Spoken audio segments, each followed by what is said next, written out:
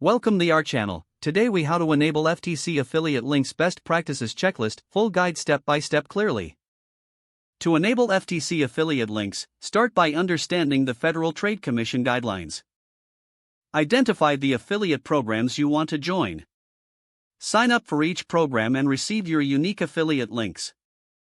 Familiarize yourself with the terms and conditions of each program to ensure compliance.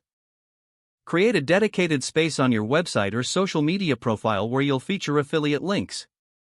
Disclose your affiliate relationships clearly to your audience. Use phrases like "I may earn a commission" or "this post contains affiliate links." Include this disclosure at the beginning of your content. Maintain transparency by updating your audience if your affiliate partnerships change. Always provide honest reviews and descriptions of the products or services you promote. Ensure that your content remains valuable and engaging, focusing on helping your audience. Regularly review and update your disclosures as required by the FTC guidelines. Avoid misleading language that could confuse your audience regarding your affiliation. If you use social media, include disclosures in your posts and stories where affiliate links are present. Create a dedicated page on your website for affiliate disclosure, linking to it wherever you use affiliate links. Comply with any additional platform-specific rules regarding affiliate disclosures, like those on Instagram or YouTube. Monitor your analytics to gauge the performance of your affiliate links. Make adjustments to your strategy based on what your audience is responding to. Stay informed about changes to FTC regulations and best practices in affiliate marketing. By following these best practices, you'll maintain trust with your audience and ensure compliance.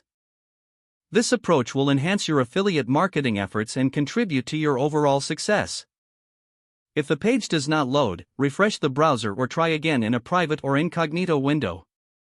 Make sure you are using the correct email address, then retype it carefully to avoid small typos. If your password is not accepted, use the reset option and create a new strong password you can remember. Check your spam folder for verification or security emails, then complete any requested confirmation steps. Enable two-factor authentication if available to improve account security and reduce unauthorized access risk.